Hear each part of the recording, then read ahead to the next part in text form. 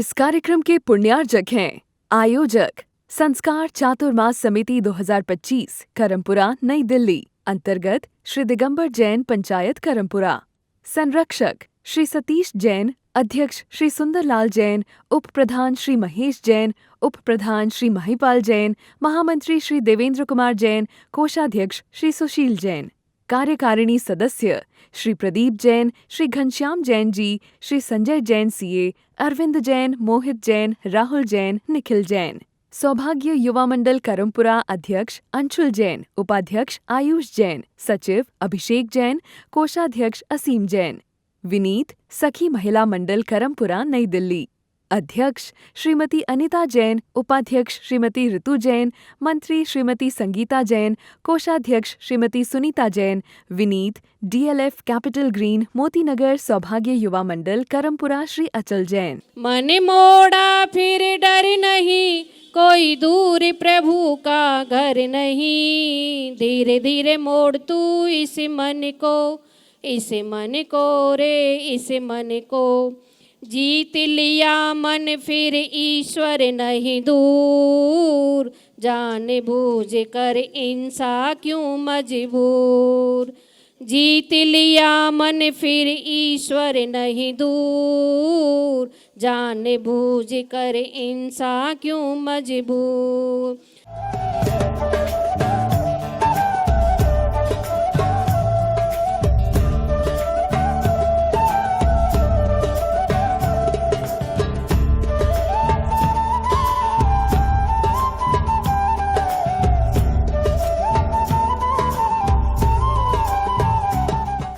महानुभाव,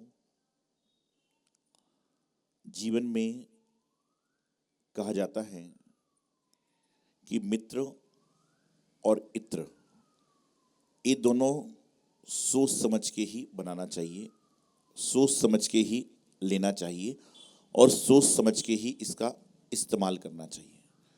क्योंकि आपका मित्र और इत्र सही होगा तो आपका चरित्र भी सही होगा। आज देखता हूँ कि लोगों की फेसबुक में 5000 फ्रेंड पूरे हैं, लेकिन ज़िंदगी में 50 भी नहीं। और ऐसे ऐसे लोग फेसबुक फ्रेंड हो चुके हैं, आदि हो चुके हैं, जिनसे आपका मिलना नहीं जुलना नहीं, लेकिन आपके फ्रेंड हैं। एक महिला कार ड्राइव करते हुए जा रही थी और रेड लाइट पे उसकी गाड़ी रुकी। और जब रेड लाइट पे गाड़ी रुकती है तो आसपास कौन आते हैं गाड़ी के पास आपके? कोई मांगने वाला आता है, कोई फूल बेचने वाला आता है, कोई दूसरा आ जाता है। इतने में एक भिखारी आया, उसने महिला से कहा कि मुझे कुछ दे दो। उसने 2 रुपये दे दिए। उसने बोला मुझे 2 रुपये दे रहे हो और कल ही तो आप सोने का नेकलेस लेकर आए हो। तो महिला ने सोचा कि भाई इसे कैसे सब पता है। तो उसने कहा बहन जी मैं आपका फेसबुक फ्रेंड हूँ। क्या है? कहने लगा बहन जी मैं आपका फेसबुक फ्रेंड हूँ। कि फेसबुक पे तो भिखारी भी चेहरा लगा के फ्रेंड हो जा रहा है, और यही हो रहा है आज। 5000 लोगों को आप डिस्ट्रीब्यूट करोगे, जब सताओगे देखोगे तो आपको मालूम चलेगा कि 5000 में से 100-200 से ज़्यादा को आप जानते नहीं हो, लेकिन बस चल रहे हैं। कई कॉमन फ्रेंड देख के लगा रहे हैं। मैं इसलिए उसको रख रहा हूँ कि आपके साथ में, आप इसलिए रख रहे हो कि वह आपके साथ में, ऐसा ही चल रहा है। हकीकत में कोई नहीं है। तो मैं बता रहा था आपको कि मित्र और इत्र सही दृष्टि से बनाना चाहिए। मित्र यदि सही होगा तो संकट में आपको उबारेगा और दोबारा आपके जीवन में संकट ना आए ऐसा काम करेगा। और मित्र यदि गलत होगा तो आपके जीवन में जब संकट आएगा तो सबसे पहले भाग वही खड़ा हो। आज हमने जिन्हें मित्र मान रखा है, आज जिनको हमने अपना मान रखा है, वह अपना कब तक हमारे साथ में है? जब तक उसके मन की हो रही है। और जिस दिन मन के विपरीत हो गई तो जो व्यक्ति आप कहते थे ना कि इससे अच्छा दुनिया में कोई नहीं, अब कहते हैं इससे बुरा दुनिया में कोई है ही नहीं। क्यों? जब मन के विपरीत हो गई। इसलिए भजन गाते ना आप लोग कि मन की तरंग मार ले बस हो गया भजन, और आदत बुरी सुधार ले बस हो गया भजन। कि मन की तरंगों को मारना है, जो मन की तरंगे उठ रही हैं वो इतनी खतरनाक हैं, इतनी खतरनाक हैं, इतनी खतरनाक है कि यहाँ बैठे बैठे आदमी अमेरिका की यात्रा कर ले और अमेरिका में बैठा बैठा व्यक्ति यहाँ प्रवचन की यात्रा कर ले मन की तरंगों से। और संसार में जब मन की उपमा की गई तो किससे की गई? मन को मरकट कहा। मरकट समझते हो क्या होता है? मरकट नहीं, मरकट। मरकट मरकट नहीं समझते आप? मन को मरकट कहा गया। मरकट मतलब होता बंदर। मन को बंदर की उपमा दी गई कि बंदर स्थायी नहीं है, वो कभी इस डाल पे है, कभी उस डाल पे, कभी इस डाल पे है। और बंदर जब अपने बच्चे को गोद में लेके रहता है और यदि नाव नदी में बाढ़ आने लगे तो क्या करता है? पीठ पे नहीं लेता, उसको डुबो देता है और खुद खड़ा हो जाता है। ये उसकी बल व्यवस्था होती है। अब सच करके ऐसा होता है, पीठ पे तो लिए रहता है लेकिन जब आता है तो पहले उसको डुबो देगा। ऐसे बहुत से कहते हैं सांप जो होता है वो क्या करता है? अपने अंडे को निकल लेता, कहते हैं ना सारा। तो इस तरह के लोग भी संसार में हैं। तो मित्र कैसा हो? जो आपके साथ में साथ साथ दे। एक बार एक राजमहल में राजा अपनी अवस्था को प्राप्त हो चुका था और जैसे पिता जब एक समय के बाद में बुजुर्ग होते हैं, शरीर शिथिल होता है, तो वे क्या सोचते हैं कि मेरा पुत्र व्यापार में आ जाए। राजा भी क्या सोचता है कि मेरा राजकुमार जो है वो राजभार संभाल ले। लेकिन उसका मन राजभार के कार्य में नहीं था। उसको खूब समझाया कि संभालो, मित्रों की पहचान करो, नहीं, वो खेलकूद में ही अपने मौज मस्ती में शिकार आदि में लगा रहता था। राजा ने कहा कि इसको हित मित का ज्ञान होना जरूरी है, नहीं तो अभी तो मैं मौजूद हूं, मेरे पता नहीं लोग चढ़ाई कर दें, कुछ कर दें, तो क्या किया जाए। तो राजा ने दंड देने के उद्देश्य से क्या किया, जैसे ही प्रातःकाल राजकुमार राजा के कक्ष में पहुंचे, चरण बंदन किया, राजा ने उसको लात मार दी, बोले भाग यहां से, निकल जाए यहां से। राजकुमार को यह अपेक्षा पिताजी से नहीं थी कि मेरे पिताजी मेरे साथ कभी ऐसा करेंगे। अब जब पिताजी डांट देते हैं तो बच्चा कहाँ जाता है? कहाँ जाता है? माँ के पास पहुंचा, माँ ने उसको देखा, बोले देख राजा की आज्ञा है, मैं कुछ नहीं कर सकती, ये थोड़े पैसे ले और तू भाग यहाँ से। अब जब माता से काम नहीं बना, पिता से काम नहीं बना, तो बच्चा कहाँ जाता है? चाचा के पास। वो पहुंचा मंत्री के पास, मंत्री से बोला, बोले पता नहीं आज माँ बाप रुष्ट हो चुके हैं, मैं क्या करूं समझ में नहीं आ रहा। मंत्री ने कहा तुम्हारी खैर इसी में है कि तुम यहां से निकलो यहां से।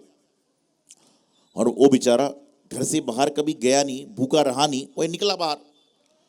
अब निकलने के बाद में राजा ने ढिढोरी पिटवा दी कि जो भी राजकुमार को पनाहे देगा उसको मृत्यु दंड दिया जाएगा। अब राजकुमार कहाँ जाएगा? माता पिता से नहीं मिला, चाचा से नहीं मिला, मंत्री से मिला, तो कहाँ किसकी याद आएगी उसके बाद? उसके मित्र की।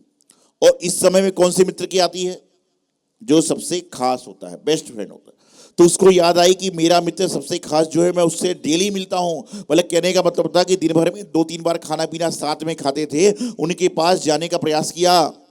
लेकिन जैसे ही मित्र ने देखा कि राजकुमार आ रहा है, उसे दूर से चिल्लाया, तू यहां मत आना, नहीं तो मैं तुझे पकड़कर राजा के पास ले जाऊंगा। राजा ने घोषणा कराई थी कि कोई पकड़ के लेके आएगा तो मैं इसको स्वर्ण मुद्राएं दूंगा। वह कहने लगा, अरे मित्र, मैं तो 24 घंटे में से अधिक समय तुम्हारे साथ बिताता हूं। बोले कोई नहीं, जब तक तू राजकुमार था, जब तक मेरा मित्र था, अब राजकुमार नहीं तो मेरी मित्रता खत्म। अब वो कहां जाए? 24 घंटे मिलने वाले मित्र से भी सारा सहारा नहीं है।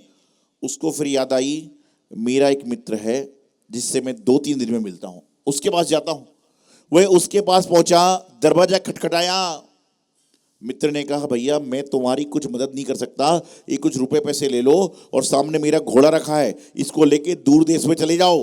जब राजा का गुस्सा शांत हो जाएगा तुम आ जाना, तुम्हारी सब काम हो जाएगा। अरे बोले मित्र, मैं तो तुम्हें 2-3 दिन में मिलता हूं, कभी कभी हम जाते हैं, घूमते हैं, फिरते हैं, सब कुछ करते। बोले नहीं, इससे ज़्यादा मैं कुछ नहीं कर सकता। अब वो मायूस, निराश, बोले मेरा मरण पक्का है। बोले कहाँ जाऊं, क्या करूं, क्या ना करूं। इतने में उसको याद आई कि मेरा एक मित्र और है जिसको मैं अष्टमी, 14 को, 8 दिन में, 15 दिन में, पूर्णिमा को, अमावस्या को, आदि आदि में मिलता हूं, उससे सहायता मांग लेता हूं। पता नहीं वही सहायता कर दे। डरे डरे सही में उसके पास में गया। उसने कहा मित्र आ जाओ, आलिंगन करने के लिए तैयार था। उसको लगा ऐसा ना हो मुझे पकड़ के राजा के पास दे दे। वह भागा, मित्र उसके पीछे भागा और मित्र ने उसको पकड़ के अपने घर में शरण दी। और जैसे ही घर में शरण दी, राजा को मालूम चला, राजा ने सारे सैनिक भेज दिए। बोले दोनों को पकड़ के लाओ, पहले तो मेरे बेटे को पकड़ो और बेटे नहीं आता तो दूसरे को पकड़ के लाओ। अब जब मित्र के यहां पर समाचार पहुंचा, मित्र ने कहा कि मैं इसको यहां से जाने नहीं दूंगा, मैं इसको यहां से जाने नहीं दूंगा, चाहे कुछ भी हो जाए। बोले तेरे प्राण जा सकते हैं। बोले जाने दो, मुझे मेरे प्राण की परवाह नहीं है, लेकिन मेरे तन में जब तक प्राण है, जब तक मैं मित्र को यहां से जाने नहीं दूंगा, पकड़ने नहीं दूंगा। अब सैनिक आ गए। जब सैनिकों से बात नहीं बनी तो बहुत सारे बंदूक लेकर आ गए और चारों तरफ से बंदूकें तान दी। मित्र ने भी क्या किया, उसके घर में 2 बंदूकें थी, उसने भी 2 बंदूकें तान दी कि जब तक मेरे श्वास में श्वास है, जब तक मेरे मित्र को कुछ नहीं होगा। इतने में महामंत्री आ गया समझाने। महामंत्री से बात नहीं चली तो राजा हाथी पर सवार होकर आ गया। मित्र के घर वाले समझा रहे, बोले बेटा राजा के आगे कुछ नहीं कर सकता कोई, छोड़ दे। बोले नहीं छोड़ूंगा। और राजा हाथी पर सवार होकर आया, अंदर गया। अंदर जाने के बाद में उसने दोनों को, अपने बेटे को और मित्र को लिया, दोनों को गले लगाया और हाथी पर सवार करके राजमहल पर लेकर आए। जब तक दोनों डर रहे थे पता नहीं क्या होने वाला है, और राजमहल में आने के बाद उन्होंने राजकुमार को उनके स्थान पर बैठाया और एक खाली जगह पर उसके मित्र को बैठाया और राजकुमार से कहा ये बताओ कि तुम्हारा सबसे अच्छा मित्र कौन सा है, जिनसे तुम 24 घंटे मिलते थे वह? बोले नहीं। जिससे कभी कभी मिलते थे वह? बोले नहीं। जिनसे 8-15 दिन मिलते थे वह? बोले हाँ बिल्कुल यही है। तो ये मात्र राजकुमार की कहानी नहीं है, ये आप सबके जीवन की कहानी है। जिनसे आप 8-10 दिन 15 दिन में 2-3 दिन मिलते हो, वह होते हैं भगवान, वह होते हैं गुरु, वह होती जिनवाणी माता। ये आपके साथ में जन्मांतर तक रहते हैं। आपके ऊपर कष्ट आएगा तो पहले कष्ट झेलते हैं, फिर आपके ऊपर आने देते हैं। और जो लोग परिवार वाले मित्र हैं, ये सब कब तक हैं? जब तक तन में अच्छे कपड़े हैं, जब तक सब तुम्हारे गुणगान गा रहे हैं। और जब कोई समस्या आ जाए तो सबसे पहले जिनके हाथ आशीर्वाद देने के लिए उठते थे, उन्हीं के दोनों हाथ से धक्का लगता है। लेकिन हमेशा देव शास्त्र गुरु की शरण ऐसी है, इस शरण में जो एक बार आ जाता है उसको हमेशा कहीं और शरण में जाने की आवश्यकता नहीं पड़ती। मंदिर कब जाते हैं? अभिषेक कब करते हो? 8 दिन में, 10 दिन में, 15 दिन में। शिखर जी यात्रा कब जाते हैं? सालों साल में जाते हो। लेकिन एक बार जाते हो तो सालों सालों के पाप नष्ट हो जाते हैं। आप पढ़ती ना, जन्म जन्म कृतम पापम जन्म कोटि विवर्जितम, पढ़ते कि नहीं? जन्म जन्म के पाप कैसे निप जाते हैं? दर्शन करने से। दर्शनम देव देवस्य दर्शनम पापनाशनम, दर्शनम स्वर्ग सोपानम और दर्शनम मोक्ष साधनम, मुक्ति साधनम। क्या होता है? हमारे जन्म जन्म के पाप एक बार भगवान जिनेंद्र देव के दर्शन करने से मिट जाते हैं। पद्म पुराण ग्रंथ पढ़ा किसी ने? आचार्य रविशरण स्वामी जी के द्वारा कृत पद्म पुराण ग्रंथ है, उसे पढ़िए। उसमें कहा गया कि आपने घर से मंदिर जाने के भाव बना लिए, मात्र मंदिर नहीं पहुंचे तो भी आपको कई उपवास का पुण्य मिलता है। घर से चलने के लिए तैयार हो गए, गाड़ी में बैठ गए, और उपवास का पुण्य। घर से मंदिर तक आ गए और पुण्य, शिखर देख लिया और पुण्य। और उसके बाद में मंदिर के बाहर से कोई कारण से लौट गए तो भी पुण्य लगेगा। और साक्षात में जिनेंद्र भगवान के दर्शन कर लिए तो आपके पुण्य के, आपके सौभाग्य की वृद्धि की तो कोई सीमा है ही नहीं। भगवान के मंदिर में जब प्रवेश करता ना आदमी, तो सबसे पहले किसको देखता है? शिखर को देखता है। नंदीश्वर दीप अष्टानी का पर्व पे विधान करते हैं ना, उस समय देव विचरण करते विमानों के द्वारा, तो उनको कैसे मालूम चलेगा कि करमपुरा में जिन मंदिर है? बताओ। मंदिर का शिखर होगा तो मालूम चलता है कि यहां पर शिखर है। ध्यान रखना, मंदिर प्रतिमाएं बहुत सारी है, लेकिन शिखर 1 2 3 होते हैं। और शिखर नहीं है तो मंदिर नहीं है। यहाँ कितने? 1 है ना, 2 है? एक शिखर होगा ना। मंदिर में शिखर एक होता है, दो होते हैं, तीन होते हैं, पांच हो जाएंगे, लेकिन प्रतिमाएं अनगिनत होती हैं, बहुत सारी प्रतिमाएं होती हैं। प्रतिमा का तो पुण्य है ही, लेकिन शिखर देखिए, जिस शिखर को देखकर देव का विमान, और कहते हैं कि विमान रुक जाता है कहां पर, जहां पर जिनालय हो, जहां पर सत्संग हो रहा हो, वहां पर रिद्धिधारी लोगों का विमान भी रुक जाया करता है। तो ऐसे जीवन में हमें जो पुण्य के काम हैं उनको करना चाहिए। कभी मौका लगे, कहीं शिखर का निर्माण हो रहा है, एक ईंट रख के आ जाओ। पूरा शिखर बनाओ ना बनाओ, एक ईंट रख दो। कहीं मंदिर का निर्माण चल रहा है, एक नींव में एक ईंट रख के आ जाओ, क्योंकि हो सकता है आपकी रखी हुई ईंट से पूरा जिनालय बन रहा है। अब मुझे बताइए, गोमटेश्वर बाहुली भगवान का नाम सबने सुना होगा, कई लोग गए भी होंगे। तिजारा जी से सबने देखा होगा, तिजारा जी गए। आपको पता है कि तिजारा के चंदापुर भगवान की प्रतिमा किसने दी थी? नहीं पता। चलो महावीर जी की पता होगी। महावीर जी की प्रतिमा किसने दी थी? नहीं पता। नहीं, जमीन में मिली, लेकिन कभी ना कभी किसी ने तो विराजमान करी होगी उसके पहले। अच्छा चलो, शिखर जी तो सभी लोग गए। शिखर जी में पारसनाथ भगवान के चरण हैं काले वाले, वो किसने विराजमान किए थे? अरे कुछ भी पता नहीं आपको। मैं आपको कहना यही चाह रहा हूं कि व्यक्ति ने विराजमान कर दिए हजारों साल पहले, सैकड़ों साल पहले, 10 साल पहले, लेकिन आज भी जितने लोग उन चरणों के, उन प्रतिमाओं के दर्शन करते हैं, तो उस देने वाले को पुण्य आज भी लग रहा है, चाहे वह किसी भी गति में हो। क्यों? क्योंकि कहते हैं ना, 1/6 पुण्य अच्छे काम करने वाले को लगता ही है, लगता ही है। तो अच्छे काम करने का प्रयास करें, और जीवन में मित्र इत्र की पहचान होगी तो आपका चरित्र अच्छा बनेगा। तो हमेशा कहते हैं ना, पानी पियो छान कर, और वाणी बोलो जान कर। पानी पियो, आप बोलोगे नहीं कि वो छान के पीते ही नहीं हो, बोलेगा तो ये जो पानी छान के पीता है। पानी पियो छान कर, वाणी बोलो जानकर, और मित्र बनाओ समझ कर, जब जाके आपके जीवन का कल्याण होगा। यही मंगल शुभ भावना आचार्य गुरुदेव सिद्धांत सागर जी महाराज की।